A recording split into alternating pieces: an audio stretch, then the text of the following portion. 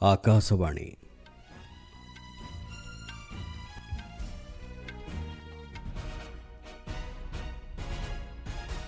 संवाद पढ़ुछंती चंदन घोष। मुख्य संवाद वैषयिक ज्ञानकौशल और नवसृजनता क्षेत्र में अमेरिका सह भागीदारी को अधिक सशक्त करने दिगरे भारतर प्रतिश्रुतिबद्धता दोहराइले प्रधानमंत्री। भारतीय महाकाशचारी Shubhanshu Shukla Axiom space mission रे सामिल होई आसंता मासरे यात्रा करिवे आंतर्जातिक स्पेस स्टेशन को।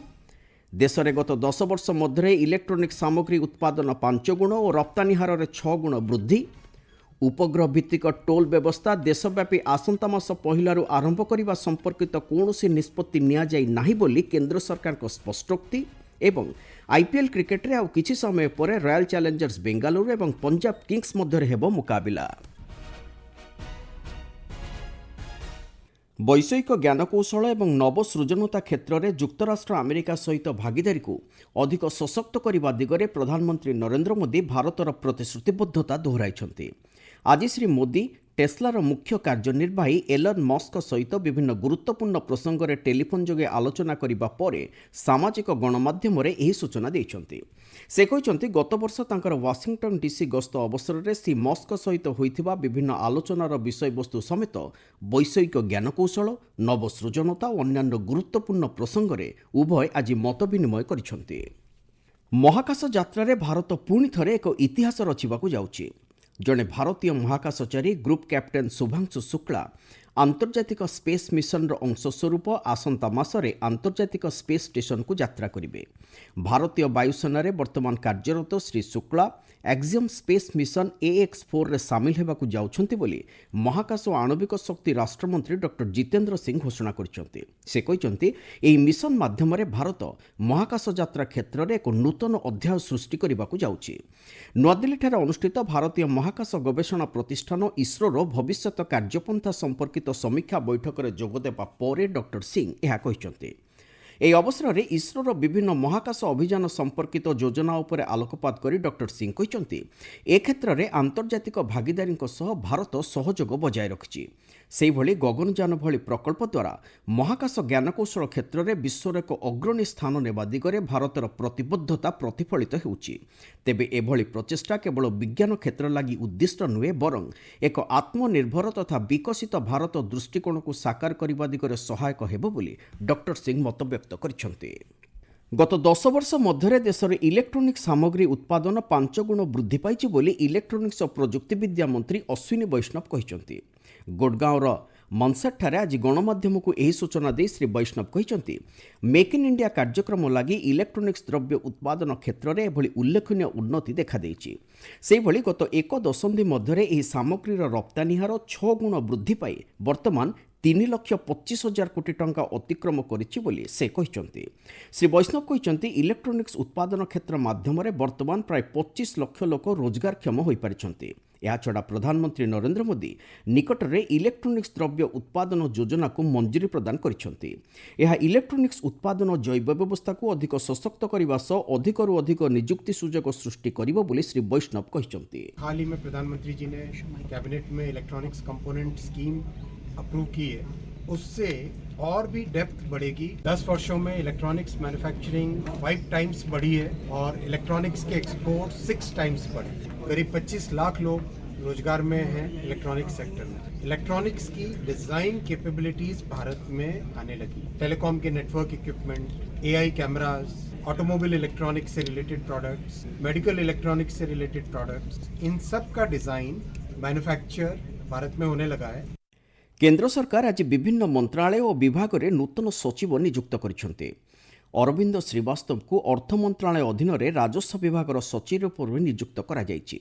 वर्तमान श्री श्रीवास्तव प्रधानमंत्री कार्यालय में अतिरिक्त सचिव भाव दायित्व तुलाउछन्ते। सेहिभली समीर कुमार सिन्हा को बेसामरिक विमान चलाचल मंत्रालय सचिव रूपे नियुक्ति मिली। श्री सिन्हा प्रतिरक्षा मंत्रालय अधीन में महानिर्देशक रूपे कार्य करुछन्ते। सेहिभली संतोष कुमार षडंगी को नूतन और नवीकरण शक्ति मंत्रालय सचिव रूपे नूतन दायित्व मिली। अन्यपक्षे संसदीय व्यापार मंत्रालय नूतन सचिव रूपे निकुंज बिहारी धल को नियुक्त करा जायछि। आपण माने संवाद शुणुचंती आकाशवाणी। ନବମ ଶିଖ୍ ଗୁରୁ ତେଗ୍ ବାହାଦୁରଙ୍କ ପ୍ରକାଶ ପୁରବ ଅବସରରେ ପ୍ରଧାନମନ୍ତ୍ରୀ ନରେନ୍ଦ୍ର ମୋଦି ତାଙ୍କ ପ୍ରତି ଶ୍ରଦ୍ଧାଞ୍ଜଳି ଅର୍ପଣ କରିଛନ୍ତି। ସାମାଜିକ ଗଣମାଧ୍ୟମରେ ପୋଷ୍ଟ କରି ଶ୍ରୀ ମୋଦି ଗୁରୁ ତେଗ୍ ବାହାଦୁରଙ୍କୁ ଦେଶର ସର୍ବୋଚ୍ଚ ଆଧ୍ୟାତ୍ମିକ ପଥ ପ୍ରଦର୍ଶକ ଭାବେ ଅଭିହିତ କରିବା ସହ ଅନ୍ୟାୟ ବିରୁଦ୍ଧରେ ତାଙ୍କ ଲଢ଼େଇ ଏବଂ ସାହସ ଏକ ଦୂରଦୃଷ୍ଟି ସମ୍ପନ୍ନ ବିକଶିତ ସମାଜ ଗଠନ ଦିଗରେ ଦେଶବାସୀଙ୍କୁ ପ୍ରେରଣା ଯୋଗାଇବ ବୋଲି କହିଛନ୍ତି। ରାଜପଥରେ ଯାନଗୁଡ଼ିକର ଗତି ମାପିବା ଲାଗି ବ୍ୟବହୃତ ରାଡାର ଉପକରଣ ନିମନ୍ତେ କେନ୍ଦ୍ର ସରକାରଙ୍କ ପକ୍ଷରୁ ନୂତନ ଆଇନ କାର୍ଯ୍ୟକାରୀ କରାଯିବା ସମ୍ପର୍କିତ ବିଜ୍ଞପ୍ତି ପ୍ରକାଶ ପାଇଛି। ଉପଭୋକ୍ତା ବ୍ୟାପାର, ଖାଦ୍ୟ ଓ ସାଧାରଣ ବଣ୍ଟନ ମନ୍ତ୍ରଣାଳୟ ପକ୍ଷରୁ ଜାରି କରାଯାଇଥିବା ଏ ସମ୍ପର୍କିତ ଏକ ବିବୃତ୍ତିରେ କୁହାଯାଇଛି, ସଡ଼କ ସୁରକ୍ଷାକୁ ଅଧିକ ସଶକ୍ତ କରିବା ସହିତ ଟ୍ରାଫିକ୍ ନିୟମାବଳୀକୁ ଅଧିକ ସୁସଂହତ କରିବା ଉଦ୍ଦେଶ୍ୟରେ ଆଗାମୀ ଜୁଲାଇ 1 ତାରିଖରୁ ଏହି ନୂତନ ନିୟମ କାର୍ଯ୍ୟକାରୀ କରାଯିବ। ନୂତନ ନିୟମ ଅନୁଯାୟୀ ଯାନଗୁଡ଼ିକର ଗତିର ମାପ ଆକଳନ କରିବା ଉଦ୍ଦେଶ୍ୟରେ ବ୍ୟବହୃତ ହେଉଥିବା ରାଡାର ଭିତ୍ତିକ ସମସ୍ତ ଯନ୍ତ୍ରପାତିଗୁଡ଼ିକୁ ଏଣିକି ଲିଗାଲ ମେଟ୍ରୋଲୋଜି ପ୍ରାଧିକରଣଙ୍କ ଦ୍ୱାରା ଯାଞ୍ଚ ଓ ଅନୁମୋଦିତ କରିବାକୁ ପଡ଼ିବ। ଏହାଦ୍ୱାରା ସଡ଼କ ସୁରକ୍ଷାକୁ ସଶକ୍ତ କରାଯିବା ସହିତ ଜନସାଧାରଣଙ୍କ ବିଶ୍ୱାସ ଏବଂ ଆଇନଗତ ଅନୁପାଳନ ଓ ସ୍ୱଚ୍ଛତା ବଜାୟ ରଖିବା ଦିଗରେ ସହାୟକ ହେବ ବୋଲି ମନ୍ତ୍ରଣାଳୟ ପକ୍ଷରୁ କୁହାଯାଇଛି।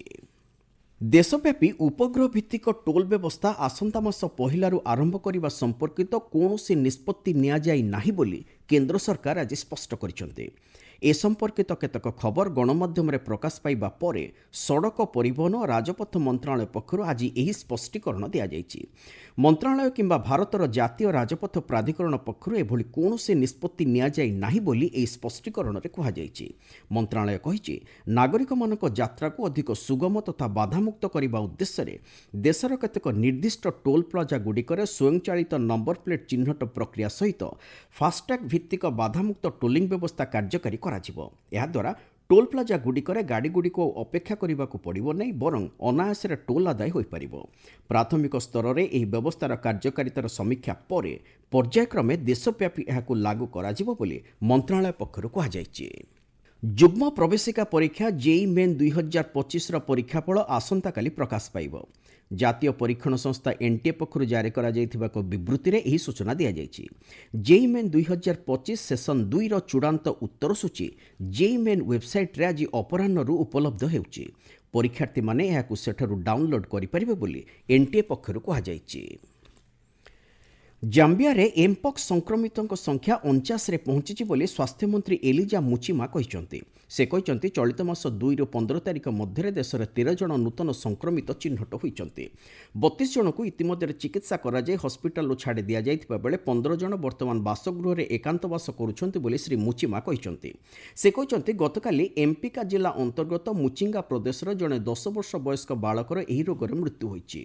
ଗତବର୍ଷ ଅକ୍ଟୋବର ମାସରେ ଜାମ୍ବିଆରେ ପ୍ରଥମ ଏମ୍ପକ୍ସ ରୋଗୀ ଚିହ୍ନଟ ହେବା ପରେ ଗତ ମାସରେ ଏଥିରେ ପ୍ରଥମ ମୃତ୍ୟୁ ମାମଲା ରେକର୍ଡ କରାଯାଇଥିଲା ବୋଲି ସ୍ୱାସ୍ଥ୍ୟମନ୍ତ୍ରୀ କହିଛନ୍ତି। ଆମେରିକା ଓ ଇରାନ ମଧ୍ୟରେ ଆସନ୍ତାକାଲି ରୋମ୍ରେ ଦ୍ୱିତୀୟ ପର୍ଯ୍ୟାୟ ପରମାଣୁ ଆଲୋଚନା ହେବାର କାର୍ଯ୍ୟସୂଚୀ ରହିଛି। ଏଥିରେ ମଧ୍ୟସ୍ଥତା ଜାରି ରଖିବାକୁ ଓମାନର ବୈଦେଶିକ ମନ୍ତ୍ରଣାଳୟ ସ୍ପଷ୍ଟ କରିଛି। ଏକ ବିବୃତ୍ତିରେ ମନ୍ତ୍ରଣାଳୟ କହିଛି, ଗମନାଗମନ କାରଣରୁ ଇଟାଲୀର ରାଜଧାନୀକୁ ନୂତନ ସ୍ଥାନ ଭାବେ ଚୟନ କରାଯାଇଛି। ଏହି ଆଲୋଚନା ଏକ ନ୍ୟାୟପୂର୍ଣ୍ଣ ଏବଂ ସ୍ଥାୟୀ ବୁଝାମଣା ଦିଗରେ ଅଗ୍ରଗତି କରିବ ବୋଲି ମନ୍ତ୍ରଣାଳୟ ଆଶାବ୍ୟକ୍ତ କରିଛି। ଜୋର୍ଡାନର ଆମନ୍ଠାରେ ହେବାକୁ ଥିବା 15 ବର୍ଷରୁ କମ୍ ଓ 17 ବର୍ଷରୁ କମ୍ ଏସୀୟ ବକ୍ସିଂ ଚାମ୍ପିୟନସିପ୍ ଲାଗି ଭାରତ ଏକ 56 ଜଣିଆ ଦଳ ଚୟନ କରିଛି। ଏସୀୟ ବକ୍ସିଂ, ଏସିଆର ଅଲିମ୍ପିକ୍ ପରିଷଦ ଏବଂ ବିଶ୍ୱ ବକ୍ସିଂ ପକ୍ଷରୁ ମିଳିତ ଭାବେ ଆୟୋଜିତ ଏହି ଚାମ୍ପିୟନସିପ୍ ଲାଗି 17 ବର୍ଷରୁ କମ୍ ଭାରତୀୟ ଦଳରେ 2024 ଏସୀୟ ଜୁନିୟର ଚାମ୍ପିୟନସିପ୍ର ବ୍ରୋଞ୍ଜ ଓ ରୌପ୍ୟ ପଦକ ବିଜେତା ସାହିଲ ଦୁହାନ ଓ ଦେବାଂଶଙ୍କୁ ସାମିଲ କରାଯାଇଛି। ଚଳିତ ଆଇପିଏଲ୍ କ୍ରିକେଟରେ ଆଉ କିଛି ସମୟ ପରେ ରୟାଲ ଚ୍ୟାଲେଞ୍ଜର୍ସ ବେଙ୍ଗାଲୁରୁ ଏବଂ ପଞ୍ଜାବ କିଙ୍ଗସ୍ ମଧ୍ୟରେ ମୁକାବିଲା ହେବ। ଏହି ମ୍ୟାଚ୍ ବେଙ୍ଗାଲୁରୁ ଏମ୍ ଚିନ୍ନାସ୍ୱାମୀ ଷ୍ଟାଡିୟମରେ ଖେଳାଯିବ। ମୁଖ୍ୟ ସମ୍ବାଦଗୁଡ଼ିକ ପୁଣି ଥରେ। ବୈଷୟିକ ଜ୍ଞାନକୌଶଳ ଏବଂ ନବସୃଜନତା କ୍ଷେତ୍ରରେ ଆମେରିକା ସହ ଭାଗିଦାରୀକୁ ଅଧିକ ସଶକ୍ତ କରିବା ଦିଗରେ ଭାରତର ପ୍ରତିଶ୍ରୁତିବଦ୍ଧତା ଦୋହରାଇଲେ ପ୍ରଧାନମନ୍ତ୍ରୀ। ଭାରତୀୟ ମହାକାଶଚାରୀ ଶୁଭାଂଶୁ ଶୁକ୍ଳା ଆକ୍ସିୟମ୍ ସ୍ପେସ୍ ମିଶନରେ ସାମିଲ ହୋଇ ଆସନ୍ତା ମାସରେ ଯାତ୍ରା କରିବେ ଆନ୍ତର୍ଜାତିକ ସ୍ପେସ୍ ଷ୍ଟେସନକୁ। ଦେଶରେ ଗତ 10 ବର୍ଷ ମଧ୍ୟରେ ଇଲେକ୍ଟ୍ରୋନିକ୍ ସାମଗ୍ରୀ ଉତ୍ପାଦନ 5 ଗୁଣ ଓ ରପ୍ତାନୀ ହାରରେ 6 ଗୁଣ ବୃଦ୍ଧି। ଉପଗ୍ରହ ଭିତ୍ତିକ ଟୋଲ୍ ବ୍ୟବସ୍ଥା ଦେଶବ୍ୟାପୀ ଆସନ୍ତା ମାସ 1ରୁ ଆରମ୍ଭ କରିବା ସମ୍ପର୍କିତ କୌଣସି ନିଷ୍ପତ୍ତି ନିଆଯାଇ ନାହିଁ ବୋଲି କେନ୍ଦ୍ର ସରକାରଙ୍କ ସ୍ପଷ୍ଟୋକ୍ତି। ଏବଂ ଆଇପିଏଲ୍ କ୍ରିକେଟରେ ଆଉ କିଛି ସମୟ ପରେ ରୟାଲ ଚ୍ୟାଲେଞ୍ଜର୍ସ ବେଙ୍ଗାଲୁରୁ ଏବଂ ପଞ୍ଜାବ କିଙ୍ଗସ୍ ମଧ୍ୟରେ ହେବ ମୁକାବିଲା। ସମ୍ବାଦ ଶେଷ ହେଲା।